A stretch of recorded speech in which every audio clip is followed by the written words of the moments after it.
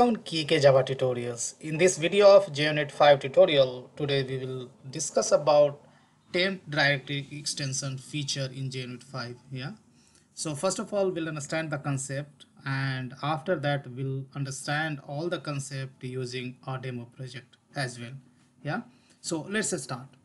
So here, first thing you need to keep in mind, the built-in temp directory extension is used to create and clean up a temporary directory for an individual test or all the tests in a test class, right? So using this feature, either you can create a temporary file for a specific test case, or you can create a temporary file uh, on the instance level, and that can be used in all the test cases within the test class. Yeah. Now, next point says to use it, annotate a non-private field of type java.neo.file.path or java.io.path with add temp dir, or add a parameter of type java.neo.file.path or java.io.path annotated with add temp dir to the lifecycle method or test method. So here this point says that uh, you can create a temporary directory using add temp dir annotation, and there are couple of ways you can basically use this annotation. Either you can do the method injection. So along with the method you can use add temp dir, and then that's what, and that way we can use temporary directory creation for a specific method, right? Or what you can do, you can declare non-private field type of path or file on the class label, right? Here you need to keep in mind this should be non-private, means you cannot specify the private keyword. Of course you can specify protected, default or public keyword, but that should be non-private, right? And of course if you are using this basically path temporary file creation within the life cycle method, like before all or after all, so these methods are static in JUnit 5. So of course you have to declare this field, in that case static as well, right? So now next point says, here I have given the code snippet, right? For example, here you can see I have used add temp dir in the method as a parameter, and path type I have taken. Of course instead of path you can take the file as well. Only two types is allowed for add temp dir. Other type you cannot use, else you'll get runtime exception. So here you can see in method I have used add dir, and path I am passing as a parameter. So instantiation of path will be taken care by the JUnit 5 itself. So this is kind of method injection. And here you can do, I am doing temp dir, and I have called resolve, and there I am passing the file name. So this file will be created by the JUnit 5, and I have created one list with 3 numbers, and I am using files.write files that comes under the IO package, right? I think Neo package, and I'm calling files.write, and I'm just providing the file path which is created by the JUnit, that's a number.txt, and just I'm writing these numbers into this file. And after that I'm using assert all, right? And assert all basically, that's you can create a group of assertion, and all the group of assertion will be executed at once, and that will be reported if few of them or all of them assertion has been failed, then that report will be given to you at once, right? So here assert true, just I'm checking files.exist, whether file exists or not. If file doesn't exist, then this message will be the outcome of the test case, right? Similarly, just I am checking content of number list and content of this file are same or not, right? Pretty straightforward. One key point always you have to keep in mind, add temp dir is not supported on constructor parameter, means constructor dependency you can't do that, right? Add temp directly either you can use with the method test method or any lifecycle method, but you can't do with the constructor based dependency injection, right? If you wish to retain a single reference to the temp directory across lifecycle method and the current test method, then you have to use field injection by annotating a non-private instance field with add temp directory, right? So these points I can explain you through an example. So here I have created this project, and here you can see, first of all, this test method already I have discussed on the slide, right? So here you can see I am using add temp dir.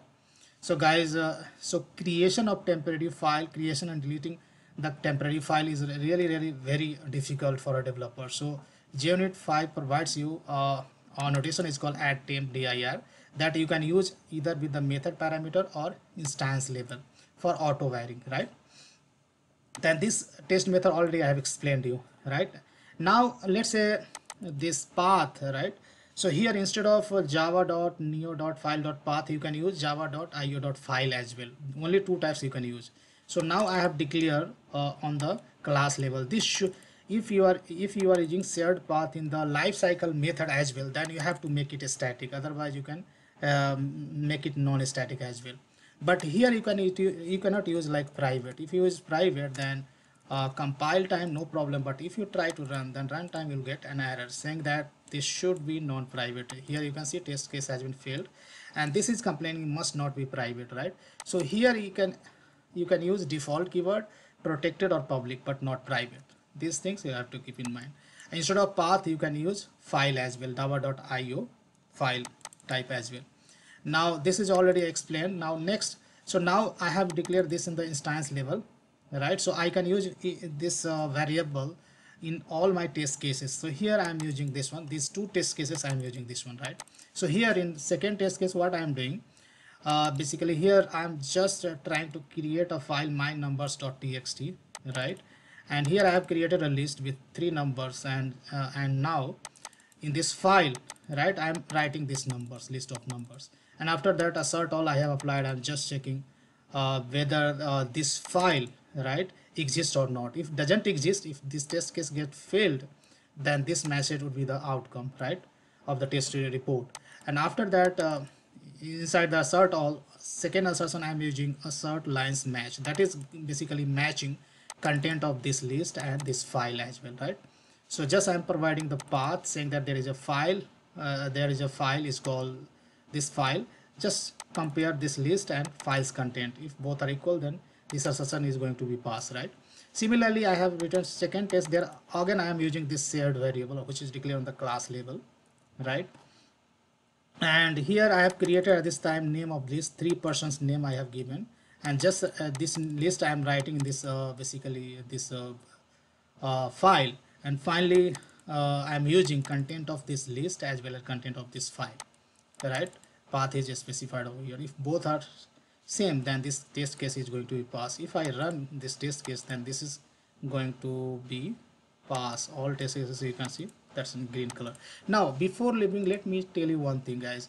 Here if you are using a life cycle method like void before all, right, before all, so here this method of course has to be static, as we discussed in the various tutorial, right? Here before all, right, if I using before all, that means this is one of the life cycle method which is going to execute before all test method execution. And if you try to access this variable over here, right, and if you do not make static, then this will complain you, right? So here in test cases this will not complain you, but this, as this is a static method and you try to access non-static field, Java won't allow this. That's why this has to be a static, right?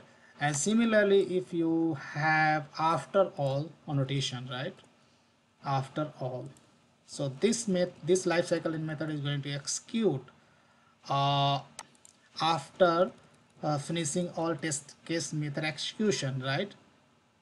So this has to be a static as well, right? So here let's say I'm going to access like get file name. So here if this field is non-static, then this won't allow you to access, and that's the reason I was telling this has to be static if you are try to access in the uh, life cycle method. And here you can see, so this output is coming from the before all, and This is coming from the after all, right?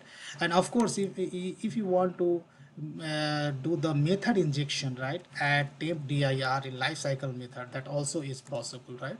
Here you can use these things, right, this won't complain you. So how we had given in the test method, so sorry, you have to annotate as add temp dir. So this will also allow, this will also allow, see this is not complaining any error, right? So that's all I wanted to discuss in this video tutorial, guys. As far as this source code concerned, this source code I am going to post on my blog kkjavatutorials.com, and source link I will provide in the video description. Guys, big thank you for watching this video, and see you there in the next video tutorial.